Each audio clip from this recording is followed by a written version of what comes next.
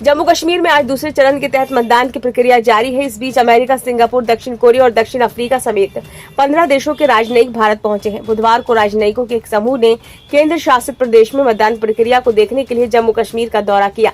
जम्मू कश्मीर में हाल के सालों में ये पहली बार है जब विदेशी पर्यवेक्षकों को चुनाव देखने की अनुमति दी गई है। इससे पहले सरकार ने चुनावों के दौरान जम्मू कश्मीर में अंतर्राष्ट्रीय पर्यवेक्षकों को अनुमति देने के किसी भी सुझाव को खारिज कर दिया था।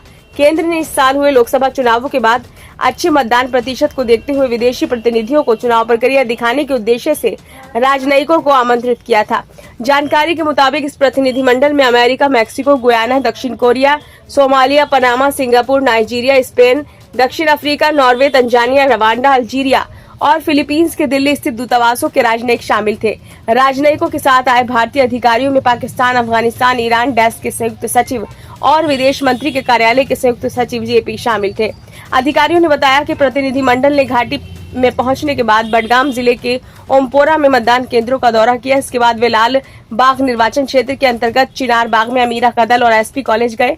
एसपी कॉलेज में प्रतिनिधिमंडल को महिलाओं के लिए खास पिंक मतदान केंद्र को देखने को मिला। इस पिंक मतदान केंद्र का संचालन पूरी तरह से महिलाएं कर रही हैं। मीडिया से बातचीत करते हुए सिंगापुर के मिशन के उत्तर प्रदेश प्रमुख एलिस चैंग ने मतदान देखने के लिए यात्रा आयोजित करने के लिए विदेश मंत्रालय को धन्यवाद दिया। वहीं दक्षिण कोरिया के मिशन के उत्तर प्रदेश प्रमुख लिम सांग वावू जो पहली बार कश्मीर आए थे, उन्होंने मतदाताओं के बीच उत्साह की ओर इशारा करते हुए कहा, ये लोकतंत्र की जीत है।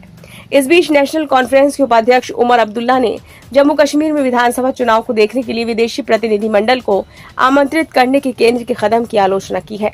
अब्दुल्ला ने पत्रकारों से कहा कि मुझे नहीं पता कि विदेशियों को यहाँ चुनाव की जांच करने के लिए क्यों कहा जाना चाहिए।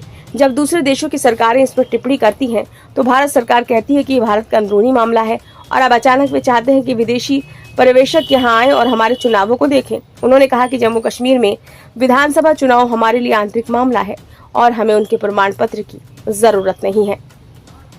जम्मू कश्मीर की 90 सीटों पर 3 चरणों में चुनाव हो रहे हैं। पहले चरण में 24 सीटों के लिए 18 सितंबर को मतदान हुआ था, जबकि दूसरे चरण में 26 सीटों के लिए बुधवार को मतदान हो रहा है। तीसरे चरण में 40 सीटों के लिए 1 अक्टूबर को मतदान होगा, जबकि मतगणना 8 अक्टूबर को होगी। दूसरे चरण के प्रमुख उम्मीदवारों में पूर्व मुख्यमंत्री उमर अब्दुल्ला और भाजपा नेता रविंदर रैना शामिल हैं। 18 सितंबर को हुए पहले चरण के मतदान में 61% से अधिक मतदान हुआ था। ब्यूरो रिपोर्ट, नई दिल्ली।